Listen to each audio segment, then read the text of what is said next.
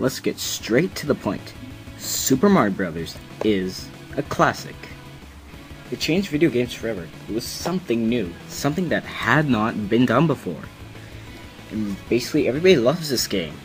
It's the second best-selling game of all time, just behind Wii Sports. But certainly, this game is much more beloved. It's the most downloaded virtual console game, and you can basically see why. Many people grew up with Mario. It was such a big hit, people knew him better than Mickey Mouse. And during the years, there's been sequels, of course, Super Mario Bros. 2 and 3, and also many spin-offs, like Dr. Mario. And some of these spin-offs aren't really beloved, like this unexplainable game, but had Mario on the cover, so people are still gonna buy it. Now, during the late 80s and during 90s, there came this period known as Mario Mania, and basically all the companies want to get a little bit of Mario fame in their hands, make some money off it, and that's what gave us the Super Mario Bros. Super Show, and other cartoons such as Super Mario Bros. 3, or The Adventures of Super Mario Bros. 3. There's also Mario World and Mario All-Stars, but those aren't as important. These were the big ones. They aren't fantastic cartoons, but they're enjoyable to watch for any Mario fan. And also Mario, of course, has some toys, such as this little baby. Does it still work?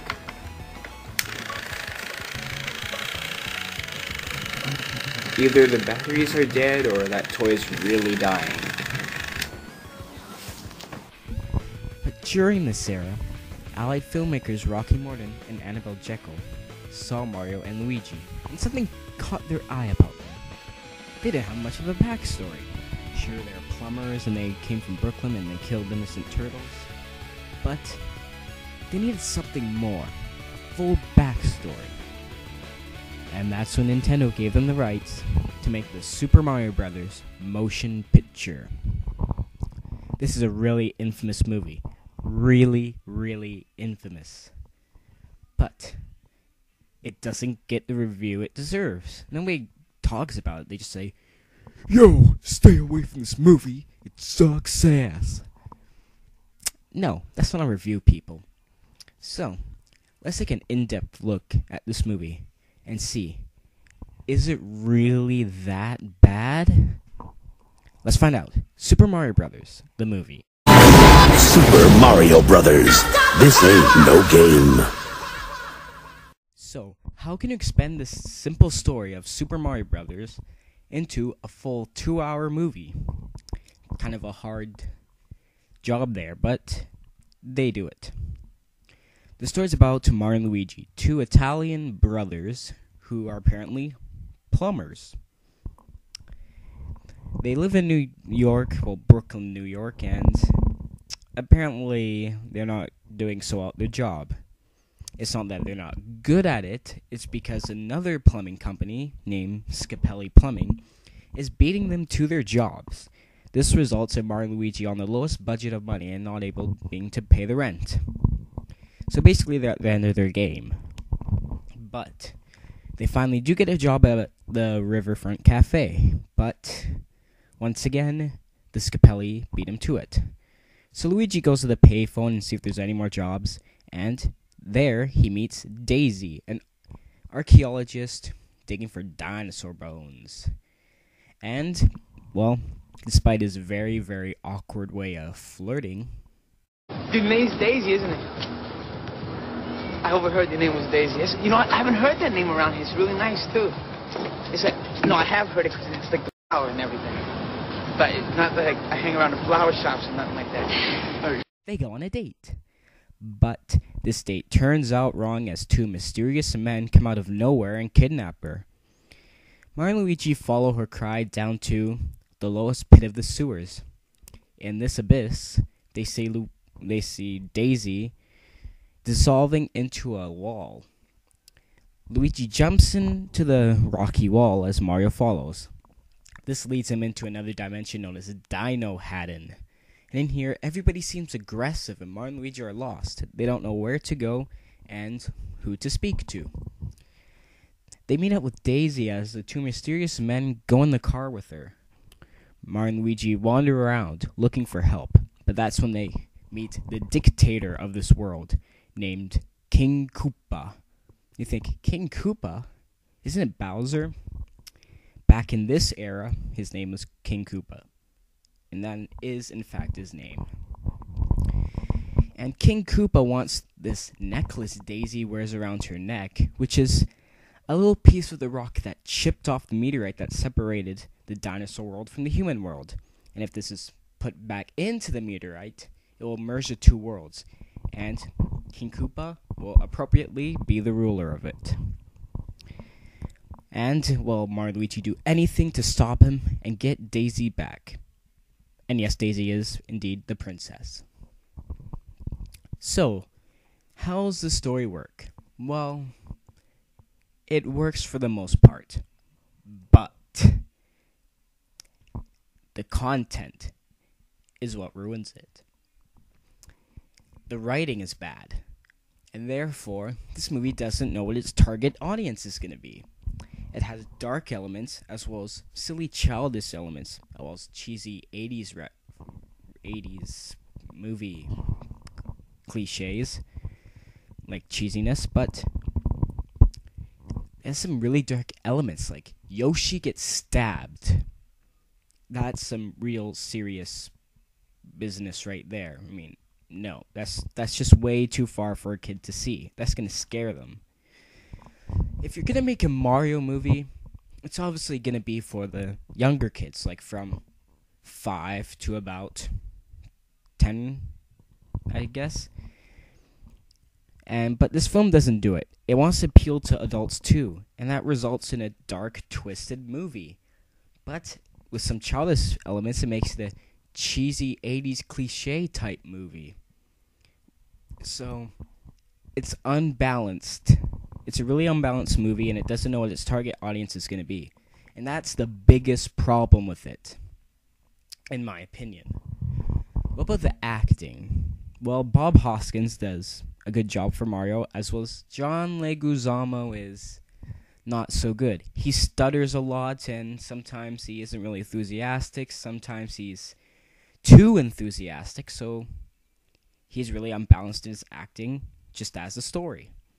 But for this movie, I'd say he makes a good Luigi, since this is supposed to be Mario and Luigi's very first adventure. So it's supposed to take place before the first 3 NES games. What about the bad guy, King Koopa? Well, it's the same case as John Leguizamo. He has some enthusiastic lines as well as some unenthusiastic lines. So he's really unbalanced in his acting too. Though Dennis Hopper is a good actor, but this is sadly his weakest link. What about the music in this film? There's going to be a Mario movie, it's going to have Mario music. Nope. The only actual Mario song you hear in this movie is at 20 seconds in the beginning of the film, which is the overworld theme. It's a synthesized remix of it, and it sounds pretty good.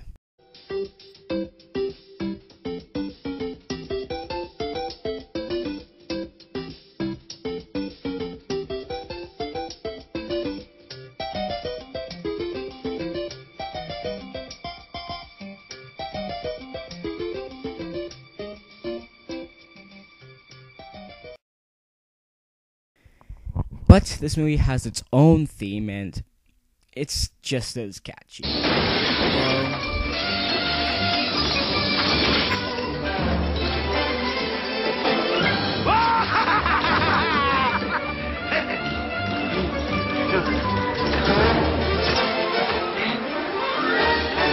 Though, the problem is, half the musical score is this song.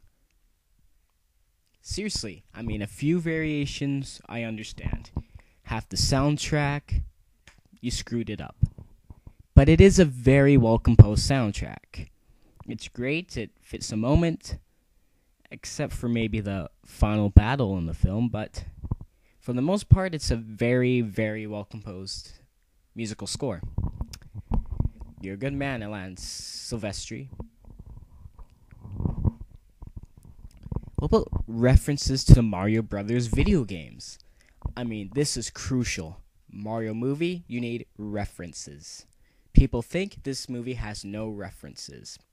This movie does have references, and I will show you the references. Okay, here's just a few examples. Okay, so we got the Stomper boots, which are some obvious ones. They represent how Mario and Luigi jump high, and that's their explanation for realistic version of it, even though it's not that realistic because I don't know where you can find moon boots, but it works. And it also is kind of like the Karibo shoe from Mario Brothers 3, which is kind of cool. Some of the designs in Koopa's tower kind of look like kind of spikes on the walls in Mario Brothers 3, as well as the police car chase scene. Super Mario Kart was out at the Super Nintendo at the time, and it was a big hit. And it only made sense to bring it into the movie somehow. And the police car chase is supposed to represent Mario Kart, or at least the one game that was out at the time. And what else is there? Ah, yes, the final battle. Mario and Luigi. Well, yeah, Mario and Koopa are across the bridge, confronting each other, kind of like the original Super Mario Brothers, where Mario and Koopa are across the bridge confronting each other. And of course, the second part of the final battle, when Koopa's in the big bucket, that's supposed to symbolize the Koopa clown car from Super Mario World. So there are just a few of the references, but I assure you there are many. But they're not so obvious that a fan will notice them right away. They're supposed to be obvious references, and they're not. So you have to really dig deep into the movie to find them and appreciate it more. What else can I talk about Super Mario Brothers? Well, the final thing I'd like to speak about is, well, the cheesiness. There are a lot of, like I mentioned before, 80s cliches. Cheesy, very cheesy jokes. And, well, they kind of ruin the movie at some part. Sometimes you hear cheesy sound effects when something moves, or when the flamethrowers go off, you hear the pew! Yeah, seriously, did you need to put those sound effects in? They're not necessary. They kind of ruin the mood of the movie, as well as some of the cheesy lines, like when Mario and Luigi are driving a police car, and that kind of ruins the moment. It's supposed to be a big, epic chase scene with flamethrowers everywhere, cars crashing, and then suddenly you got this random joke in the middle. Alien species escaping from police detention. Aliens? Oh, we gotta deal with aliens too? Luigi, we're the aliens! Yeah? Whoa! Ooh. That kind of ruins the moment. And this goes on and on throughout the film. Yeah, it kind of ruins the mood, and it just makes it stupid, really. So that's another problem with the movie. The movie has been released on DVD twice. Here's the first copy. No special features, just Dolby Digital surround sound and widescreen. I know, big deal. Everybody's gonna go crazy over those specifications. Buena Vista is kind of to blame for this, since they are famous for their bland white bread DVD releases. Super Mario Brothers is just another victim. DVD number 2. Spot the difference. This release, the title has been switched, as well as the quote, and that's really it. Special features, same thing, except it says, may only apply to feature film. Well, that's the only thing on here. There's also some other rating thing, frightening scenes, they added that, and a 50%, is it? Recycled paper. And it also says, not all technical specifications apply to elements. Some players may not be able to access all features. Once again, the movie's the only thing on here, really, so what other features? But yeah, those are the two DVD releases. Not any different. The only thing different is the cover. Even the discs. Disc number 1, Super Mario Brothers. Let's see disc number 2, Super Mario Brothers. So the only thing different is the cover. It's really a pointless release. The second one was just released because Dennis Hopper died, and this was for his memory. Because of course younger kids are gonna remember him for Super Mario Brothers. Despite the film's very low popularity, and it's, well, it wasn't a fantastic movie, but had some really cool merchandise. This is all I had, but it's really actually very good. I mean, these figures are very well made. They look just like their movie counterparts. See, that looks like King Koopa, and they come with a little weapon. The bad guys come with flamethrowers and guns, while Mario and Luigi come with plumbing tools. Yeah, really exciting. But King Koopa we have, and we also have Spike, and my favorite, Iggy. I don't know, Iggy just looks cool. Looks like a 70s hippie gangster-like person. And he's even wearing a peace necklace, even though he's like trying to take over the world with King Koopa for like half of the movie. I don't know. Yeah, these are really cool figures. As well as the best part, the police car, which is one of the 2 accessories that came with it. The doors fly off and body breaks apart. Scooping action ramming bucket. Fungus cord with suction cup. It's probably one of the coolest toys I've ever seen. And I ain't kidding. I mean, this is based off a not so popular movie, but these were actually really good, well-made toys. I got it for $39.98 for Christmas, actually. Somewhat 4 years ago or something.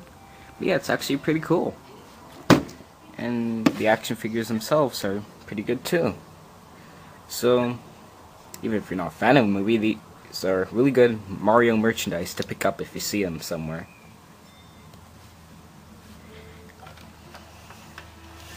Oh, they're all dead.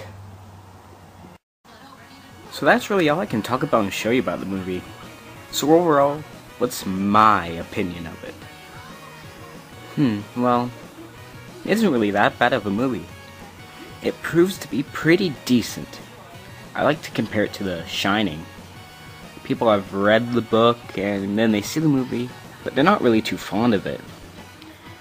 You have to really dig deep into The Shining to see its similarities to the book. It has a lot of symbolic meanings. And it's the same thing with Super Mario Brothers. You have to dig deep into the movie to see all its references to the video games. Then, you can really appreciate it more.